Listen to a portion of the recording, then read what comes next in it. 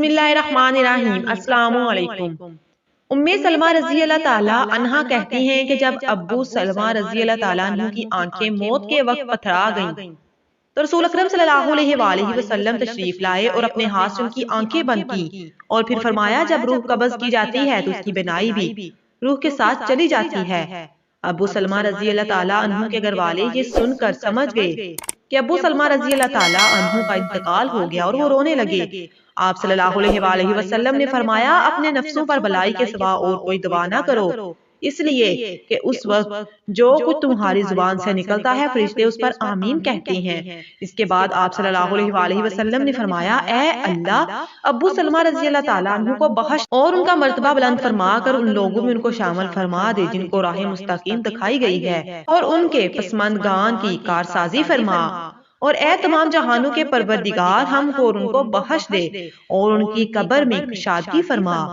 اور اس کو نور سے منور کر دے۔ اس حدیث میں نبی اکرم صلی اللہ علیہ وآلہ وسلم نے ابو سلمہ رضی اللہ تعالیٰ عنہ کے لیے قبر کو کشادہ کرنے اور قبر کو نور سے منور کر دینے کی دعا فرمائی۔ ثابت ہوا کہ مومن کی قبر کو اللہ تعالیٰ نور سے منور فرما دیتا ہے اور کافر یا منافق کی قبر ظلمت سے بھر دی جاتی ہے اور اسے تنگ کر دیا جاتا ہے۔ مرنے کے بعد انسان کو سب سے پہلے قبر کے مراحل سے گزرنا پڑتا ہے، اس لیے نبی اکرم صلی اللہ علیہ وآلہ وسلم نے اس کے خوفناک، خطرناک اور سخت حالات سے امت کو آگاہ فرمایا ہے۔ اسی لیے تو آپ صلی اللہ علیہ وآلہ وسلم نے فرمایا کہ اگر مجھے اس بات کا ڈر نہ ہوتا کہ تم مردے ہی دفن نہ کرنا چھوڑ دو تو میں اللہ تعالیٰ سے دعا کرتا کہ وہ تمہیں بھی عذاب قبر سنا دے جس طرح کہ میں سنتا ہوں۔ صحابہ کرام رضی اللہ تعالیٰ عنہ نے بھی قبر کے تصور سے لرزہ برادم رہتے تھے۔ بے شک رسول اکرم صلی اللہ علیہ وآلہ وسلم نے ارشاد فرمایا کہ قبر آخرت کی منزلوں میں سے پہلی منزل ہے، بس جس نے اس منزل سے نجات پائی اس کے بعد کی منزلیں آسان ہو گئی، اور جس نے اس منزل سے نجات حاصل نہ کی اس کے بعد کی منزلیں سخت دشوار ہو گئیں۔ رسول اکرم صلی اللہ علیہ وآلہ وسلم نے ارشاد فرمایا کہ میں نے کبھی کوئی منظر قبر سے زیادہ سخت نہیں دیکھا۔ حضرت ابو ہریرہ رضی اللہ تعالیٰ عنہ فرماتے ہیں کہ رسول اکرم صلی اللہ علیہ وآلہ وسلم نے فرمایا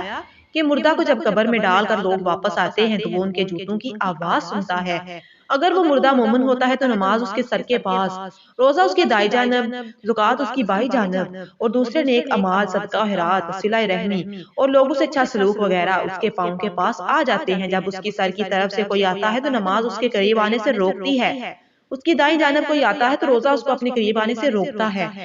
اور جب بائیں جانب سے کوئی آتا ہے تو زکوٰۃ راستہ روک دیتی ہے اور اس کو قریب آنے سے روکتی ہے، اور جب اس مردے کے پاؤں کی طرف کوئی آتا ہے تو اس کے نیک اعمال یعنی صدقہ خیرات، صلہ رحمی اور لوگوں کے ساتھ حسن سلوک وغیرہ آڑے بن جاتے ہیں۔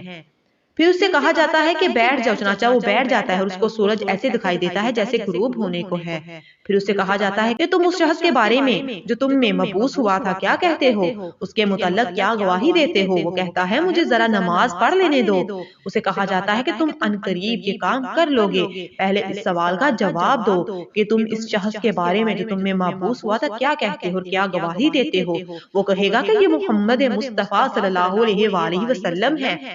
میں گواہی دیتا ہوں کہ وہ اللہ کے رسول ہیں، اللہ تعالیٰ کے پاس سے دین حق لے کر آئے۔ اس سے کہا جائے گا کہ اس بات پر تم زندہ رہی اور اسی بات پر تمہاری موت آئی، اور انشاءاللہ اس امر پر تم زندہ کر کے اٹھائے جاؤ گے۔ اس کے بعد اس کے لیے جنت کا دروازہ کھول دیا جاتا ہے جس کو دیکھ کر اس کی خوشی میں اضافہ ہو جائے گا۔ اس کے سامنے دوزخ کا دروازہ کھولا جاتا ہے، اس کو کہا جاتا ہے کہ اگر تو نافرمانی کرتا تو دوزخ میں تیرا یہ ٹھکانہ اللہ نے تیار کیا تھا۔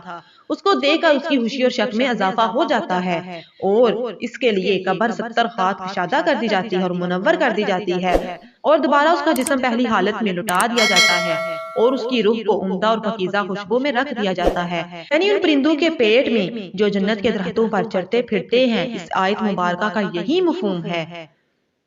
فرمایا کہ کافروں کا حال یہ ہوتا ہے کہ جب کوئی اس کے سر کی طرف سے آتا ہے تو وہاں کچھ بھی نہیں ہوتا، بائیں جانب سے آتا ہے تو اس طرف بھی کوئی چیز موجود نہیں ہوتی، اس کے پاؤں کی طرف سے آتا ہے تو اس جانب بھی کچھ نہیں ہوتا۔ اس کو کہا جاتا ہے کہ بیٹھ جاؤ، پس وہ خوف زدہ اور سہمے ہوئے بیٹھتا ہے، اسے کہا جاتا ہے کہ یہ شخص کون ہے جو تم میں بھیجے گئے تھے، اسے ان کا نام نہیں سوجے گا یہاں تک کہ اس کو بتایا جائے گا کہ وہ محمد مصطفیٰ صلی اللہ علیہ وآلہ وسلم ہے، تو وہ کہے گا کہ مجھے نہیں معلوم، لوگوں کو کچھ کہتے ہوئے میں نے سنا تھا، چنانچہ میں نے بھی ان کی طرح کہہ دیا تھا۔ اسے کہا جاتا ہے کہ تو اس بات پر زندہ رہا اور اسی بات پر تجھے موت آئی اور انشاءاللہ اسی حالت میں دوبارہ زندہ ہوگا۔ پھر اس کے لیے دوزخ کا دروازہ کھول دیا جاتا ہے اور اسے کہا جاتا ہے کہ دوزخ میں یہ تیرا ٹھکانہ ہے۔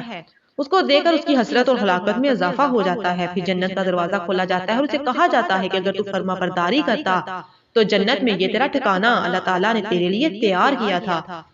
اس کو دیکھ کر اس کی حسرت اور ہلاکت اور بھی بڑھ جاتی ہے۔ پھر اس کی قبر اس قدر تنگ کر دی جاتی ہے کہ ادھر کی پسلیاں ادھر نکل جاتی ہیں۔ اللہ تعالیٰ فرماتا ہے کہ جو شخص میری اس نصیحت سے اعراض کرے گا تو اس کے لیے تنگی کا جینا ہوگا۔ مزید ایسی ویڈیوز کے لیے میرا اسلامک ٹی وی کو لازمی سبسکرائب کریں اور اللہ تعالیٰ سے دیر دعائیں ہیں کہ یا اللہ ہمیں قبر کی تیاری کرنے کی توفیق عطا فرما اور ہمیں عذاب قبر سے محفوظ فرما، آمین ثم